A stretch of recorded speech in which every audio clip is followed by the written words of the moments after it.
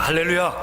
네, 어제 갈렙회 연말 모임이 저녁에 여기 가까운 미국인 식당에서 있었습니다. 모든 순서들이 참 은혜스러웠어요. 얼마나 좋았는지. 그렇지만 그 중에 성경 암송 순서는 참 압권이었습니다. 참 이렇게 몸이 안 좋으셔서 못 오신 분들도 계셨지만은 우리가 그분들 위해서도 같이 기도하는 시간을 가졌습니다. 연만하신 부모님들이 평소 이 마음속에 둔 말씀을 이 암송하시는 모습을 보고 신앙생활의 그 저력과 축복이 이런 것이구나, 이런 것을 느꼈어요. 특별히 두 분께서는 영어로다가 시편 23편을 암송하셨는데, 이인복 권사님이 영어로 시편 23편을 외우시고, 또 지석봉 집사님도 시편 23편을 영어로 이렇게 하시는데, 굉장히 저 영어로 그냥 몇 기절은 알지만 쭉 이어서 외우지는 못하거든요. 엄청나게 도전이 됐습니다. 한 분은 요한일서 4장 20절 21절을 외우셨습니다. 누구든지 하나님을 사랑하노라 하고 그 형제를 미워하면 이는 거짓말하는 자니 보는 바 그 형제를 사랑하지 아니하는 자는 보지 못하는 바 하나님을 사랑할 수 없느니라. 우리가 이 계명을 주께 받았나니 하나님을 사랑하는 자는 또한 그 형제를 사랑할지니라. 조용히 눈을 감고 암송하시는데 참 은혜가 됐습니다. 평생 인도의 캘커타 거리에서 죽어가는 홈레스들을 보살폈던 테레사 수녀에게 한 영국인 기자가 물었습니다. 죽어가는 사람에게 꼭 필요한 것이 뭐라고 생각하십니까? 이 테레사 수녀는 잠깐 생각하다가 이렇게 대답을 했습니다. 진실하게 사랑하는 사람이 있다는 것을 알도록 해주는 것입니다. 단 몇 시간이라도 나를 사랑하는 사람이 있다는 것을 알도록 해주는 것입니다. 이것이 절실하게 필요합니다. 사람은 사랑을 먹고 사는 것입니다. 참 얼마나 맞는 말인지 말이죠. 사람은 무엇으로 삽니까? 은혜로 삽니다. 사랑으로 삽니다. 속죄는 하나님의 사랑의 표현이죠. 우리가 예배자로 이 자리에 나온 것이 하나님의 속죄를 입었기 때문인 것도 사실이지만 또 하나님의 속죄를 사모하면서 이 자리에 나오지 않았습니까? 그냥 나온 사람 있어요? 하나님 속죄의 은혜를 받기 위해서, 속죄의 은혜 속에 더 들어가기 위해서 하나님 앞에 예배드리러 나오지 않았습니까?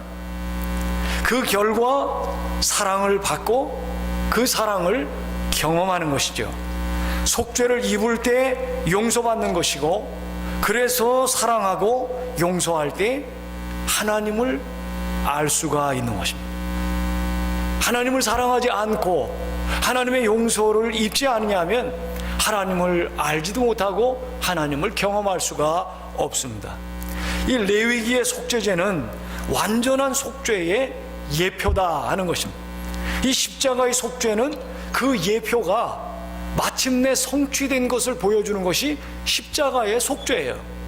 십자가의 속죄가 어느 날 갑자기 예수님이 이 십자가에서 죽으신 것이 아니라 먼저 이 레위기의 제사법에서 속죄의 예표와 모형이 있고, 그것이 때가 찼을 때에 성취된 것이 바로 십자가의 속죄다 하는 것이죠. 우리는 이 속죄의 예표와 성취의 말씀을 깨닫게 될 때 하나님의 은혜가 얼마나 감사한지 감격하게 되는 것입니다. 1절 2절 말씀을 한번 보시기 바랍니다. 1절 2절 우리 다 같이 한번 읽겠습니다. 시작. 여호와께서 모세에게 말씀하여 이르시되 이스라엘 자손에게 말하여 이르라. 누구든지 여호와의 계명 중 하나라도 그릇 범하였으되. 여기 그릇 범하다 그래. 그릇, 이것은요 13절을 보시면은 부지중에라는 말이 있는데 같은 말이에요. 똑같은 단어입니다. 실수로 죄 지은 것을 말해요. unintentionally. 그러니까 의도와는 상관없이 부주의해서, 그리고 부지 중에 실수로 지은 죄를 말아요. 이 속죄죄라는 말 자체가 하타트라고 죄라는 뜻입니다. 속죄죄는 사람이 연약하여 지은 죄를 용서받도록 지정된 제사가 바로 속죄죄입니다.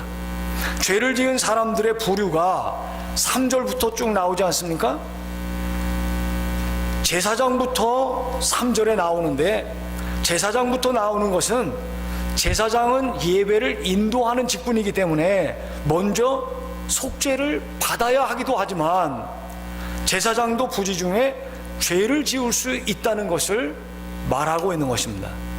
범죄를 정죄하는 것으로 그치는 것이 아니라 속죄받는 길을 알려주는 것이 이 하나님의 속죄제를 세우신 목적이다 하는 것입니다.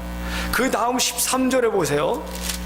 13절에 보시면은, 만일 이스라엘 온 회중이 여호와의 계명 중 하나라도 부지 중에 범하여 허물이 있으나, 무슨 말씀입니까?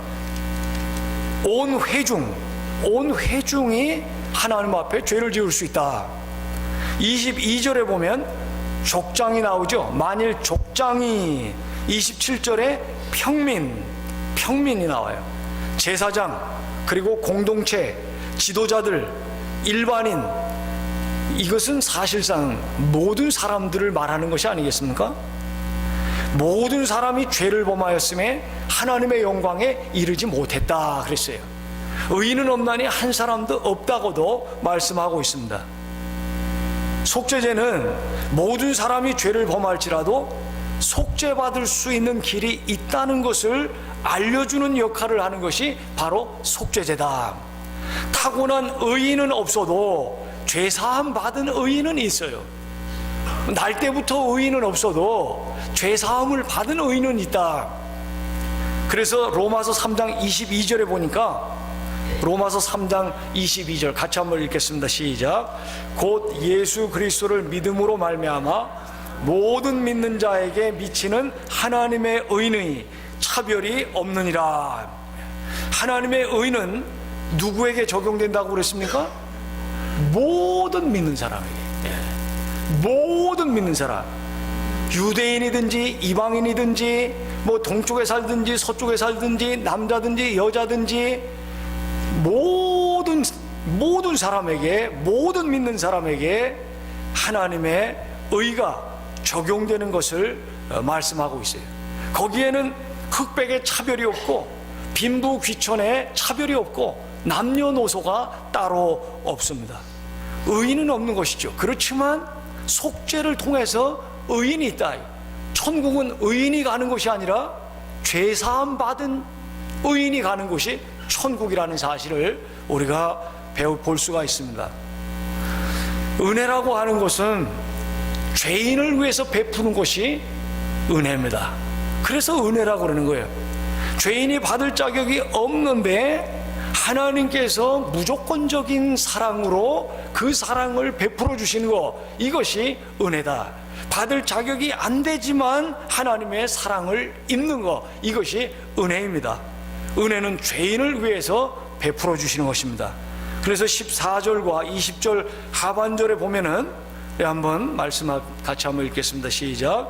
그 범한 죄를 깨달으면 회중은 수송아지를 속죄제로 드릴지니 그것을 회막 앞으로 끌어다가 속죄한즉 그들이 사함을 받으리라. 부지 중에 실수로 연약하여 범죄할 수 있다. 누구든지, 제사장도, 지도자들도, 평민도, 심지어는 공동체 전체도 죄를 지을 수 있어요. 중생한 사람도 죄를 지을 수 있을까요, 없을까요? 거듭난 사람 죄를 지어야 안 져요?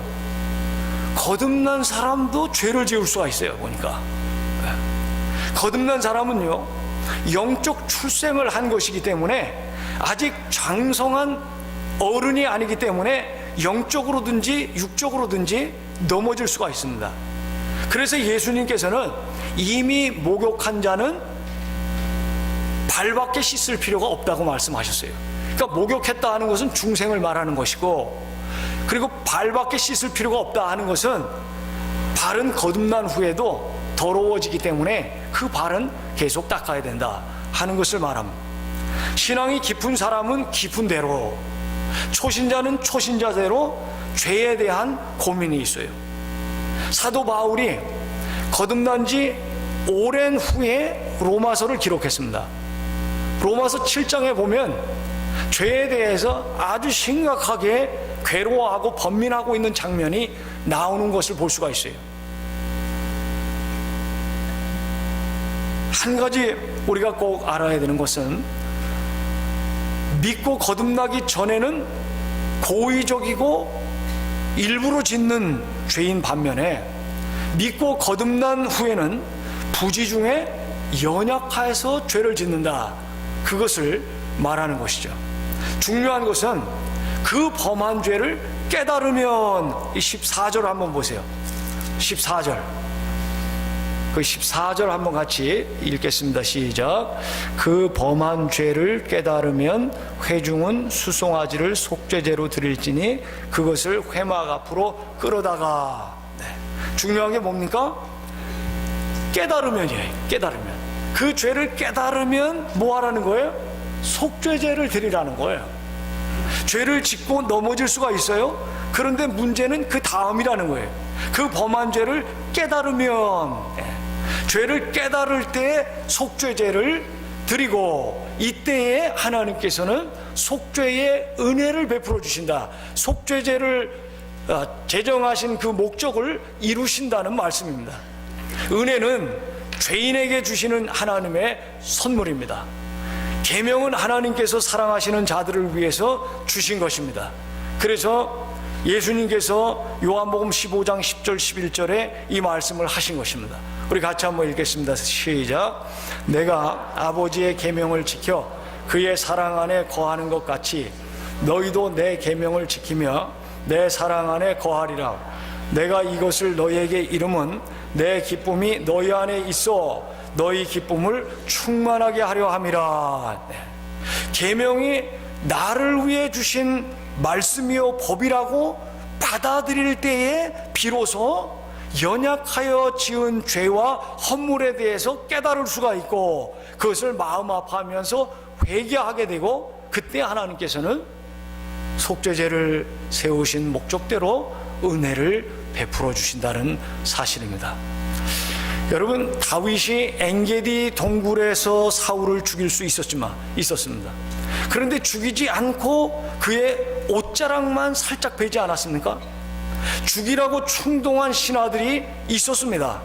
지금이야말로 하나님께서 주신 기회입니다. 그러면서 죽이라고 했지만은 그 충동에 다윗은 넘어가지 않았습니다. 오히려 다윗은 사울의 옷자락을 자른 일로 마음이 찔렸다고 했습니다.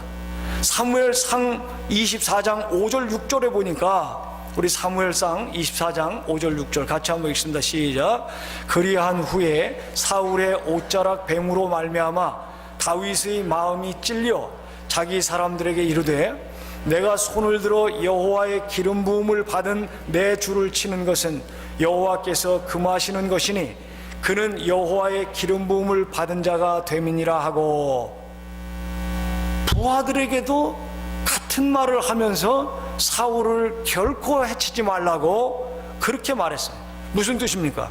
하나님의 금령을 하나님의 사랑으로 받아들였기 때문에, 하나님의 법이 있는 것을 받아들였기 때문에 부지중에 지은 죄를 깨달아서 죽일 수도 있었지만 그 옷자락 뺀 것 가지고서 마음이 찔려서 괴로워하고, 다른 사람들이 같은 죄에 빠지지 않도록 그들에게 그 많은 말을 했습니다. 이것이 다윗의 아름다운 모습이고, 하나님은 그 사람을 가리켜서 하나님의 마음에 합한 자라고 말씀을 하고 있어요. 사랑하는 성도 여러분, 모든 사람들이 죄를 깨닫지 못하는 거예요. 다 깨닫는 게 아닙니다. 죄를 깨달을 때 사함의 길이 있고 은혜와 축복의 길이 있어요. 죄를 죄로 깨달을 때 거기에 자유가 있고 거기에 은혜가 임하는 것입니다. 내가 은혜를 입어서 오늘 이 자리에 있다고 하는 사실을, 내가 은혜를 입어서 하나님의 자녀가 된 사실을 알기 때문에 우리는 부지 중에 지은 죄라도 깨닫고 속죄의 은혜를 사모하면서 신앙생활을 하는 것입니다. 죄 지은 것도 모르고 살던 사람이 죄를 의식하게 되고 깨닫게 되는 것이 바로 은혜의 시작이다. 전에는 그것이 죄인지를 모르는 거예요. 그런데 은혜를 입게 되니까 그것이 죄였구나. 옆에서 죽이라고 충동질을 하는데 마지못해 증거로 삼으려고 나중에라도 내가 죽일 수 있었지만 죽이지 않은 것을, 하나님이 금하신 것을 받아들여서 이와 같이 했다는 것을 증거로 보여주기 위해서 옷자락을 살짝 뺐는데 그것 가지고도 마음이 찔렸다는 거예요. 그것이 진짜 은혜를 입은 사람의 모습이다 하는 것입니다. 죄책감을 불러일으켜서 정죄를 하는 것은, 단죄를 하는 것은 마귀가 하는 것이고, 죄를 자복하여 하나님 앞에 나오게 하는 것은 성령의 역사이다 하는 것을 보여주는 것이죠. 양심의 가책을 느끼는 것은 감사한 일이에요. 아직 양심이 화인맞지 않았기 때문에, 아직 양심이 살아있기 때문에, 성령의 역사의 시작이기 때문에 이 죄책감을 느끼고 양심의 가책을 느낄 수 있는 것은, 그것은 은혜의 시작이요, 양심이 살아있는 증거요, 하나님의 성령의 역사의 출발이라고 하는 것이기 때문에 우리가 감사하게 생각을 할 수 있어야 돼요. 죄를 죄로 깨닫지 못하고, 그리고 죄에 대해서 둔감하고, 내가 은혜 받아서 하나님의 자녀된 사실을 알지 못하고 단죄하고 정죄할 때 하나님의 성령께서 근심하십니다. 그러나 내게 은혜를 베풀어 주신 하나님께 감사해서 나도 은혜를 베푸는 사람이 되겠다고 하는 그 마음을 가질 때에 하나님께서는 그를 통해서 영광을 입으시는 것입니다. 이런 은혜 입은 성도님들이 다 되시기를 주님의 이름으로 축원합니다. 마지막으로 29절 한번 보겠습니다. 속죄의 길을 하나님께서 어떻게 열어주시는지 29절 말씀 다 같이 읽습니다. 시작. 그 속죄 제물의 머리에 안수하고 그 제물을 번제물을 잡는 곳에서 잡을 것이요. 여러분, 지위 고하, 남녀노소를 막론하고 모든 사람이 죄를 해결할 수 있는 방법이 뭐냐? 속죄제라는 거예요. 이 속죄 제물을 어디서 불살랐습니까? 12절 말씀을 한번 보세요. 12절 어디서 불살랐는가 보겠습니다. 시작. 똥 곧 그 송아지의 전체를 진영 바깥 재버리는 곳. 곳까지 봤어요. 그 송아지 전체를 진영 바깥 재버리는 곳에서 불사르라고 했습니다.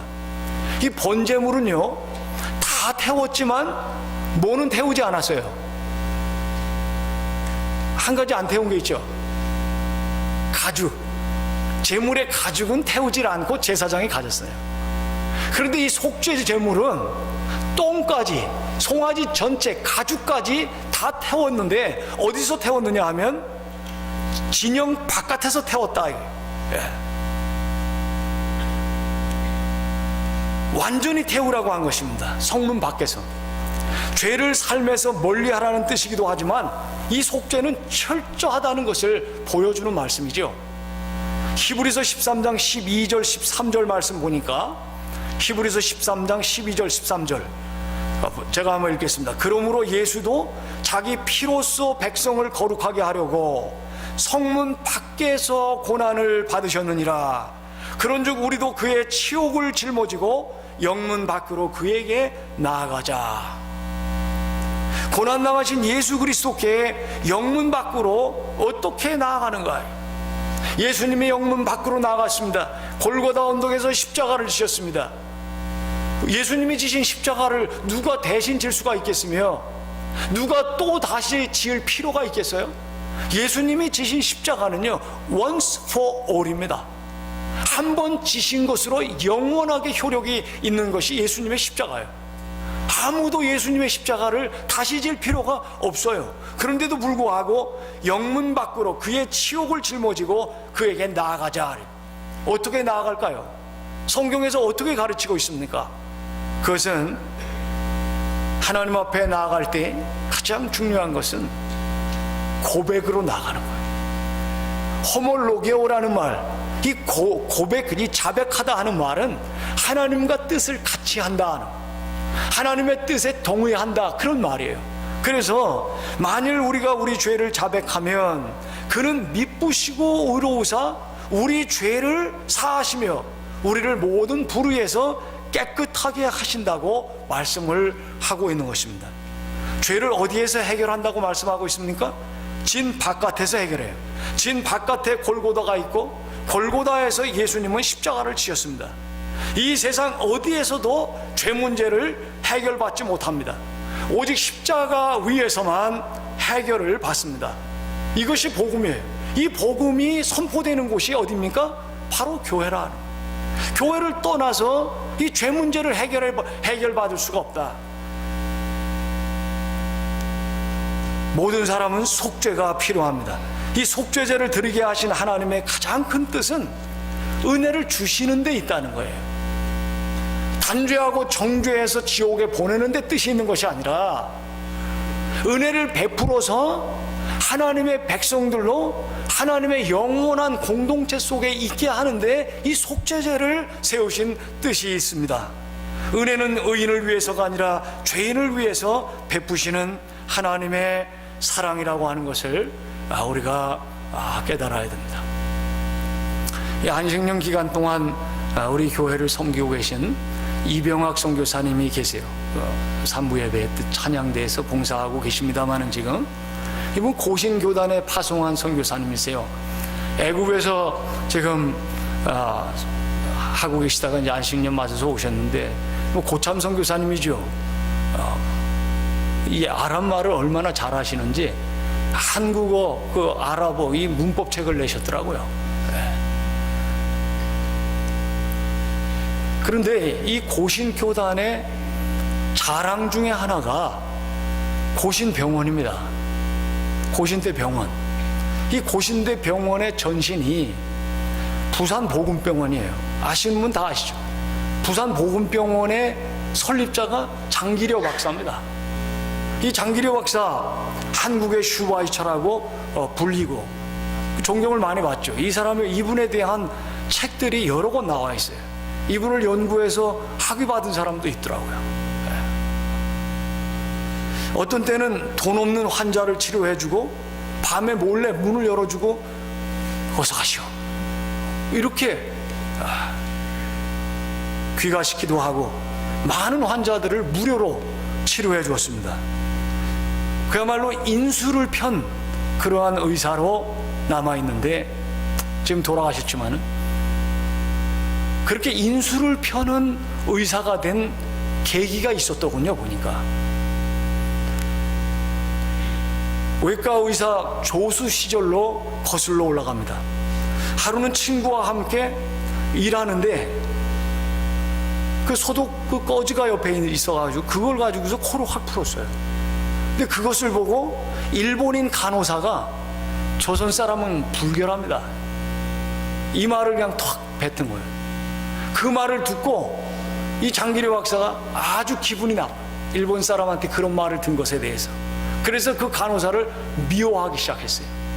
어느 날 이 간호사하고 작은 일로 말다툼을 하다가 뺨을 후려쳤습니다. 여자 간호사를. 그리고 나서 즉시 후회를 했어요. 내가 어떻게 이런 일을 할 수 있었는가. 후회를 하고. 그런데 묘하게도 일주일 만에 이 일본인 간호사가 장티푸스에 걸렸어요. 그래서 병상에 들어 눕게 됐습니다. 그때 찾아가서 용서를 빌었습니다. 그런데 일주일 만에 장티푸스로 이 간호사가 죽고 말았어요. 그때 이 장기려 박사가 깨달았다는 거예요. 뭘 깨달았느냐? 자기가 그 미워했기 때문에 죽은 것이라고 받아들여 가지고 다시 다시는 내가 감정적으로 미워하지 않으며 살겠다, 다시는 내가 이런 일을 하지 않겠다고 마음을 먹고 결단을 하고, 그때부터 그가 인수를 펴는 그러한 의사의 삶을 살게 됐다는 것입니다. 사랑하는 성도 여러분, 속죄의 은혜는 한 개인만 아니라 모든 사람이 누릴 수 있는 하나님의 축복입니다. 인류 최대의 소망이 무엇이냐? 희망이 어디 있느냐? 피로 드러커라고 하는 유명한 경영학자, 이 학자는 세상의 유일한 희망은 교회다 그랬습니다. 교회가 마지막 남은 희망이라고 이 경영학자가, 신학자가 한 말이 아니라 경영학자가 말을 한 거예요. 인류 최대의 소망이 어디에 있습니까? 속죄에 있습니다. 속죄의 은혜가 한 개인만 아니라 모든 사람이 누릴 수 있는 하나님의 축복이고 인류 최대의 소망입니다. 레위기에서 이 십자가의 속죄의 은혜를 우리가 만나는 것입니다. 우리도 사랑할 때 속죄의 은혜를 입고, 사랑할 때 하나님을 온전히 믿으며 나이 들어가면서 나도 모르는 사이에 그렇게 살다 보니까 그리스도를 닮아가는 것입니다. 나도 모르는 사이에 생각하는 것이 예수님처럼 생각하게 되고, 성경적인 원리를 따라서 사랑하게 되고 멋있어지는 거예요. 정말 어제 갈레페에서 성경 암송할 때 그 분위기는 정말 제 마음속에 너무나 깊이 각인됐어요. 너무나 은혜가 되더라고요. 이렇게 곱게 아름답게 살아가는 것이 저력이 있어서 그런데 다른 게 아니라 그 저력의 힘이 말씀에 있구나. 그 말씀을 외우고 암송하는 모습을 보면서 참 도전이 됐어요. 우리가 레위기를 공부하면서 이 십자가를 발견하고 십자가로 레위기를 읽으시면 이 레위기 말씀이 오늘 나에게 주시는 은혜의 말씀으로 다가올 줄 믿습니다. 참 성탄절을 기다리면서 이 속죄의 은혜가 정말 더욱더 넘치시는 우리 교회, 그리고 모든 성도님들 다 되시기를 주님의 이름으로 축원합니다. 기도하겠습니다.